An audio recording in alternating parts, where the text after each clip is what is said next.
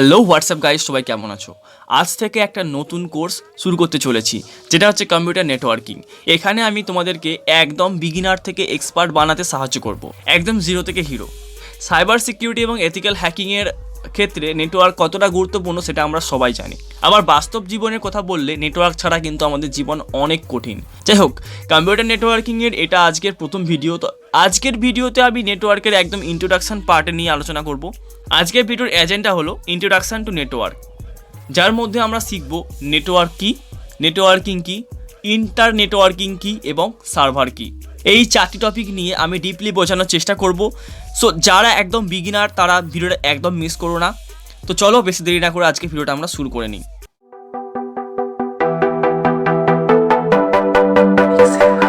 Network কী?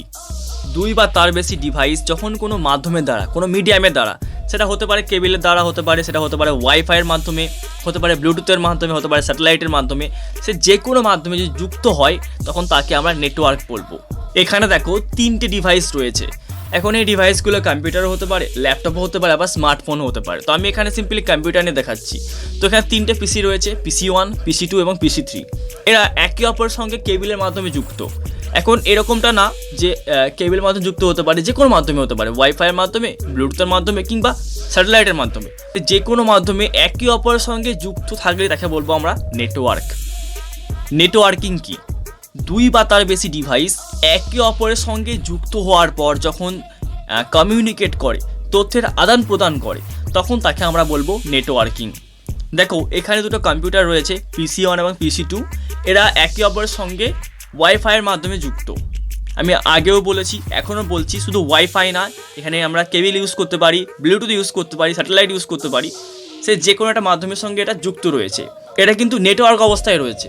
তখনই কী হবে, PC1 থেকে ডেটা PC2তে ট্রান্সফার হবে, অর্থাৎ তথ্যের আদান প্রদান ঘটবে। এমনটা নয় যে PC1 থেকে PC2তেই হবে, এরকমও তো হতে পারে যে PC2 থেকে ডেটা PC1 আসবে। অর্থাৎ তথ্যের আদান প্রদান ঘটবে, একটা ডিভাইস থেকে অন্য ডিভাইসের মধ্যে তথ্যের আদান প্রদান ঘটলেই তখন সেটাকে আমরা বলবো নেটওয়ার্কিং। আমরা Xender, SHAREit, ES file explorer এই নামগুলো শুনেছি।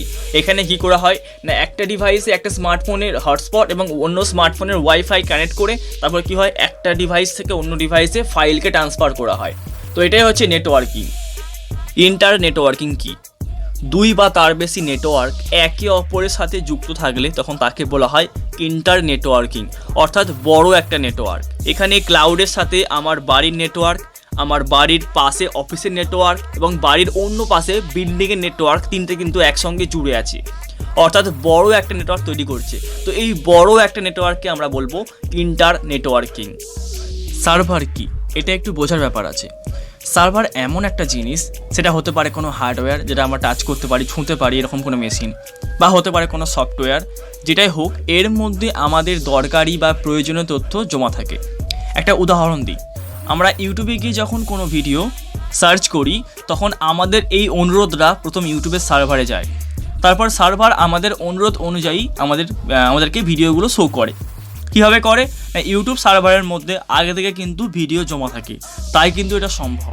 এরকমই আমরা যখন কোনো ওয়েবসাইট থেকে গান, ছবি, সিনেমা, গেমস, অ্যাপস ডাউনলোড করতে চাই তখন সেই রিকোয়েস্টটা কিন্তু প্রথমে ওই ওয়েবসাইটের ওয়েব সার্ভারে যায়।